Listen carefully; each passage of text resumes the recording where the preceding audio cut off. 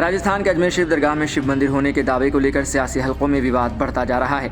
Samajwadi party Sapa के वरिष्ठ नेता और सांसद राम गोपाल यादव ने इस मामले में तीखी प्रतिक्रिया दी है।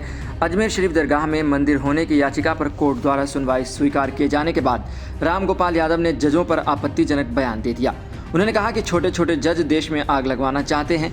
उनके इस बयान से विवाद और गहरा गया, क्योंकि अजमेर शरीफ दरगाह की धार्मिक और सांस्कृतिक अहमियत को लेकर कई सवाल उठाए जा रहे हैं।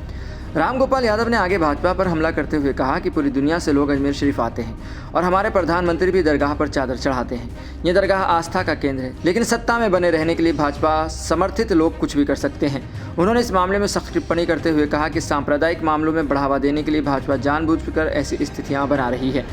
संभल हिंसा पर राम गोपाल यादव ने प्रशासन को भी कटघरे में खड़ा कर दिया। उनका कहना था कि संभल हिंसा में प्रशासन पूरी तरह से दोषी है। जिस दिन निष्पक्ष जांच होगी कई वरिष्ठ अधिकारी जेल जाएंगे। उन्होंने कहा, आज फिर मैंने संभल हिंसा के मामले में सदन में नोटिस दिया है।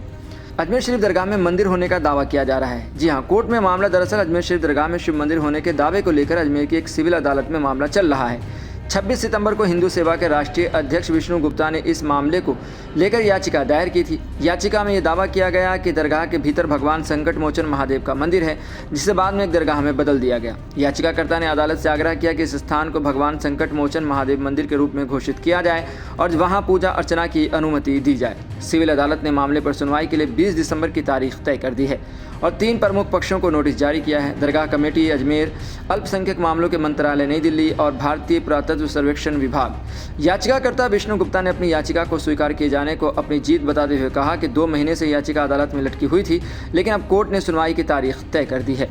याचिका में यह भी मांग की गई कि भारतीय पुरातत्व सर्वेक्षण ASI से क्षेत्र का सर्वेक्षण कराया जाए, ताकि यह साबित किया जा सके कि दरगाह का स्थान पहले एक शिव मंदिर था। इसके साथ ही याचिका में यह भी मांग की गई कि मंदिर पर हुए अवैध कब्जे को हटाया जाए और हिंदू समुदाय को वहां पूजा अर्चना का अधिकार दिया जाए। भाजपा पर आरोप। कांग्रेस और अन्य विपक्षी दलों ने इस मामले पर भाजपा पर जमकर हमला बोला। कांग्रेस के वरिष्ठ नेता इमरान मसूद ने इस मुद्दे को लेकर भाजपा को कटघरे में खड़ा कर दिया। उन्होंने कहा कि ऐसी चीजें पूरे देश में आग लगा सकती हैं। प्रधानमंत्री मोदी को इस मामले पर संज्ञान लेना चाहिए और सुप्रीम कोर्ट को इसे देखना चाहिए। उन्होंने यह भी सवाल उठाया कि क्या भाजपा अपने राजनीतिक लाभ के लिए देश में सांप्रदायिक तनाव बढ़ाना चाहती है। इमरान मसूद ने यह भी कहा कि क्या भाजपा पूरी मुस्लिम समुदाय को निशाना बनाना चाहती है। ये धार्मिक स्थलों और संपत्तियों पर हमला करने की साजिश है।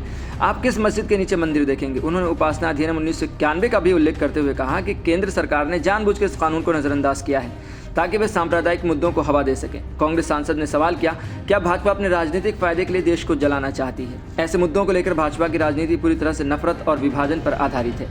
राजनीतिक पटल पर विवाद और संभावित प्रभाव, यह मामला अब राजनीति में एक बड़ा विवाद बनता जा रहा है, जिसमें धार्मिक संवेदनशीलता के साथ साथ राजनीतिक आरोप प्रत्यारोप भी जुड़े हुए हैं। जहां भाजपा इसे अपनी राजनीतिक रणनीति का हिस्सा मानती है, वहीं विपक्ष इसे समाज में विद्वेष फैलाने की कोशिश के रूप में देखता है। अजमेर शरीफ दरगाह का मामला केवल एक कानूनी विवाद नहीं है, बल्कि यह एक गहरे सांप्रदायिक और राजनीतिक विवाद का एक हिस्सा बनता जा रहा है।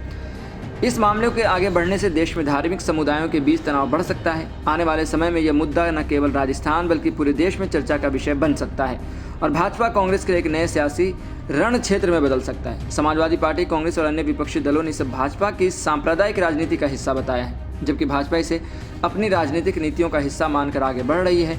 आगामी अदालत की सुनवाई और राजनीतिक प्रतिक्रियाएं इस मामले की दिशा तय करेंगी।